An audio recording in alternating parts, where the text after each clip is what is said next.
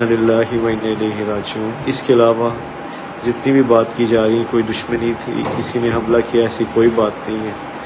یہ اللہ کی تقدیر تھی اور ہم اللہ کے اس فیصلے پر راضی ہیں۔ آپ سب سے دعاؤں کی درخواست ہے۔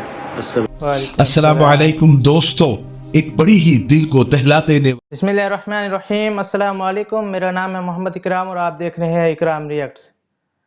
دوستو، آج کی اس ویڈیو میں بہت ہی دردناک جانکاری لے کے آیا ہوں۔ جی ہاں دوستو، ہمارے پڑوسی ملک پاکستان سے یہ خبر آئی ہے کہ مولانا طارق جمیل کے چھوٹے بیٹے عاصم جمیل کا ڈیتھ ہو گیا ہے۔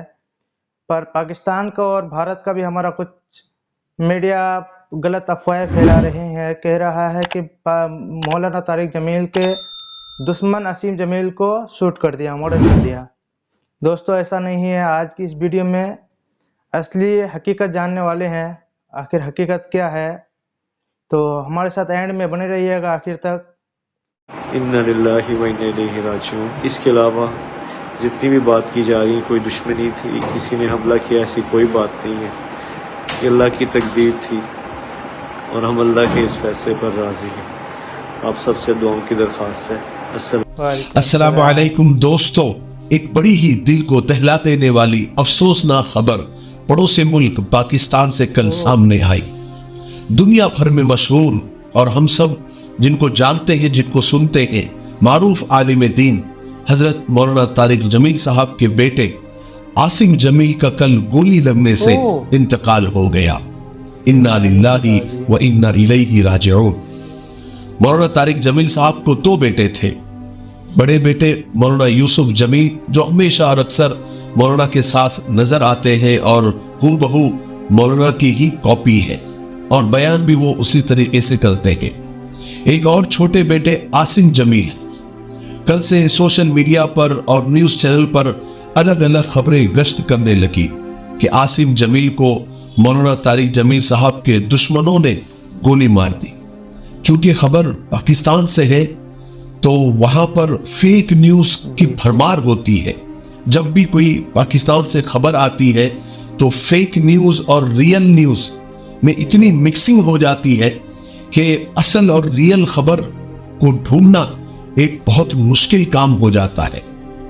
جب یہ سانحہ یہ حادثہ ہوا تو وہاں کے سوشل میڈیا پر رہنے والے یوٹیوبر ایکٹیو ہو گئے۔ انہوں نے اس موت کا بھی تماشا کر دیا، الگ الگ اینگل سے خبریں بتانے لگے، فیک کہانیاں سنانے لگے۔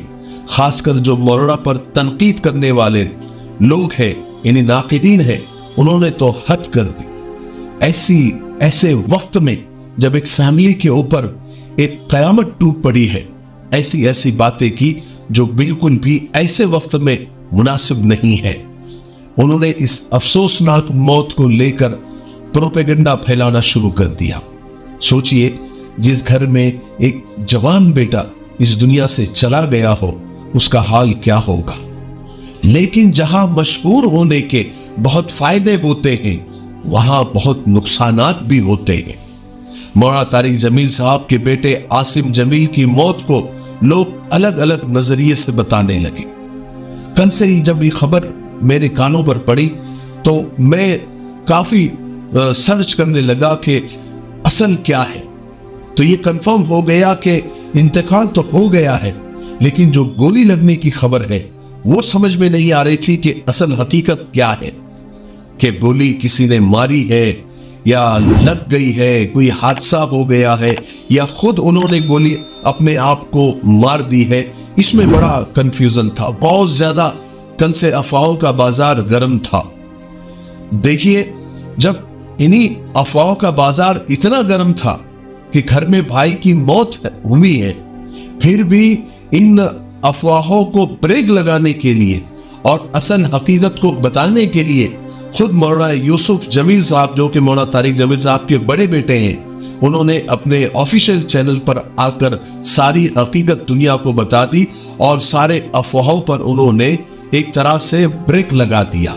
آپ خود سن سکتے ہیں کہ وہ کیا فرما رہے ہیں۔ میں انتہائی بوجھل دل سے، انتہائی مشکل سے یہ ویڈیو میسیج ریکارڈ کروا رہا ہوں کہ آج شام کو میرے چھوٹے بھائی عاصم جمیل کی ڈیتھ ہو گئی، جو کہ ایک بہت بڑا ہماری فیملی کے لیے سانحہ ہے۔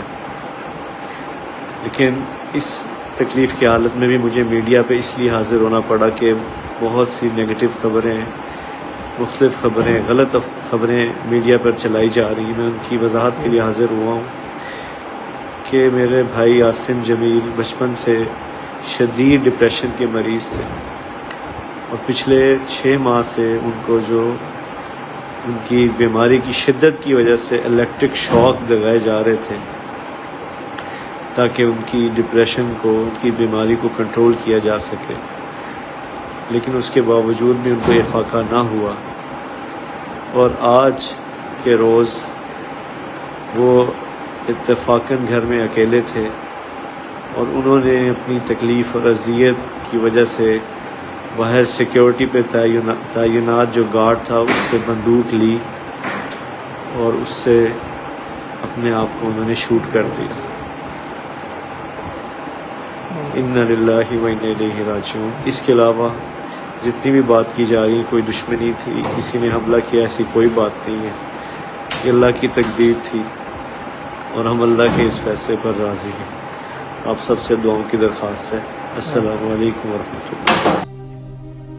اب یہ بات بالکل صاف ہو گئی ہے کہ مولانا طارق جمیل صاحب کے بیٹے عاصم جمیل بچپن ہی سے ان کی مینٹل کنڈیشن ٹھیک نہیں تھی، وہ دماغی مریض تھے، اور وہ بہت پہلے سے ہی سخت ڈپریشن کے مریض تھے، شکار تھے، اور ان کے علاج کے لیے انہیں شوق تک دیے جا رہے تھے۔ آپ اندازہ لگا سکتے ہیں ان کی بیماری کا، ان کے مرض کا۔ پھر اسی ڈپریشن کا ان کو شاید کل دورہ پڑتا ہے، اور وہ اسی مینٹل کنڈیشن کے اندر گارڈ کو بلاتے ہیں، اس سے بندوق لیتے ہیں اور اپنے ہی سینے پر گولی داغ دیتے ہیں، جن سے ان کی موت ہو جاتی ہے۔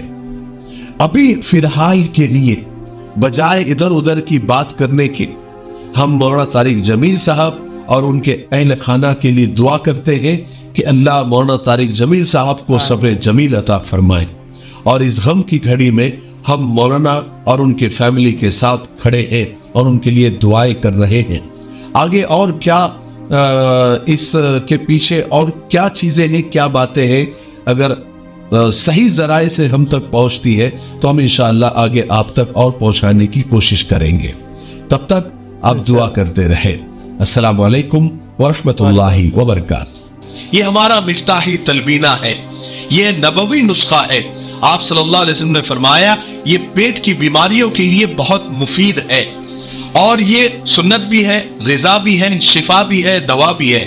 اسے بنانے کا بھی بہت آسان طریقہ ہے۔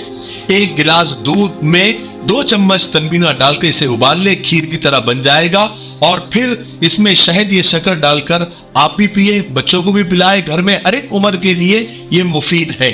اسکرین پر آ رہے نمبر پر آپ کال کریں، آپ دنیا میں کہیں بھی ہو یہ آپ تک پہنچا دیا جائے گا، ٹھیک ہے؟ ایک سے زیادہ لیں گے تو کوریئر فری ہے۔ اگر آپ ڈسٹریبیوٹر بننا چاہتے ہیں تب بھی اسی نمبر پر آپ کال کریں۔